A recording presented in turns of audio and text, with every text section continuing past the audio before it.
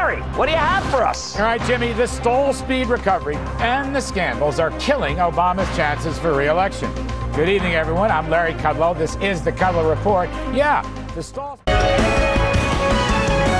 right, let's do some stock market work. Here's the good news. The Dow up 65 points today, 180 points for the week. However, dragged down by Apple, the Nasdaq fell slightly. But you know what? Even as company profits are beating, stocks have gone nowheres this month. I'm not necessarily bearish. I'm just not bullish. I'm seeing stocks going nowhere. They look tired and seem to be stalling along with the economic numbers. So let's talk. We've got Alan Valdez, Vice President, DME Securities. Michael Norman returns, Chief Economist at John Thompson Financial. Look, I don't have to be a long-term bear. All I know is the economic numbers basically come in stinky, and stocks are going nowhere with a mild correction in April. That's my reading. No, you're 100% right. And if you look at the GDP numbers, okay, 3%, yeah, they look good. But if you take out inventory, it's stalling. There's no growth there. There's no expansion. And I think that's the big problem. And you mentioned Apple. I mean, you have a few stocks that are really leading this market, Apple being one of them. Apple starts to break down a stall. What happens to the Nasdaq? What happens to the S&P? I mean, Michael, the way I'm reading is, I think that the earnings beats are good, and they're stopping the market from really going down.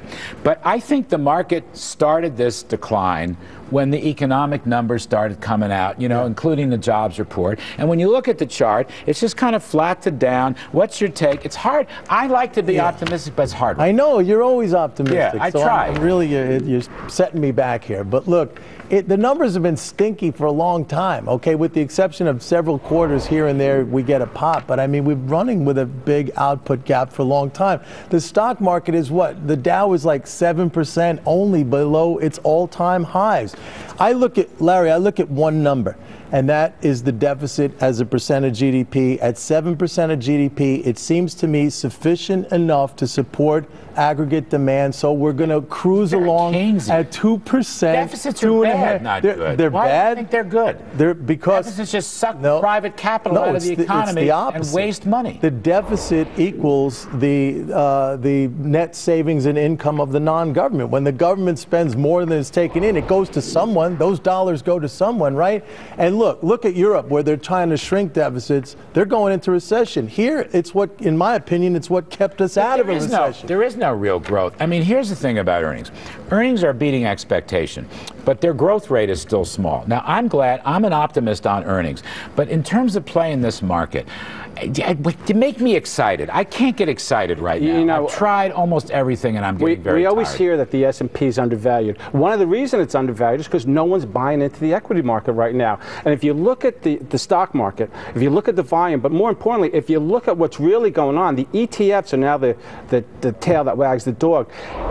By some statistics, 75% of the trades on the New York Stock Exchange are held for under 7 minutes. So it's just this constant turning that's going on out there. What do we need? Give me a breakout. Don't tell me budget deficits are going to help stock. Give me a breakout. In other words, something that I have to see that will get me enthusiastic again in my more normal, optimistic state. Well, look.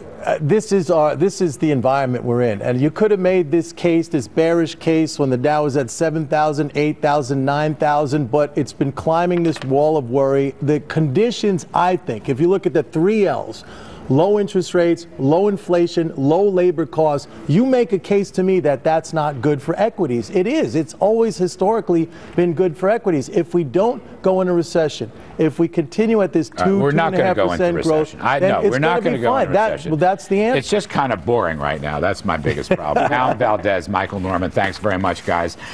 All right.